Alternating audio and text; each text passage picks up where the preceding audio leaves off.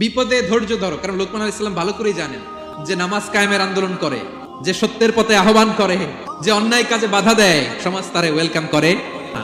তার জীবনে দুঃখ আছে, তার জীবনে দুঃখ আছে, তার উপরে হামলা হতে পারে, মামলা হতে পারে, তাকে দেশ ছাড়া করা লাগতে পারে।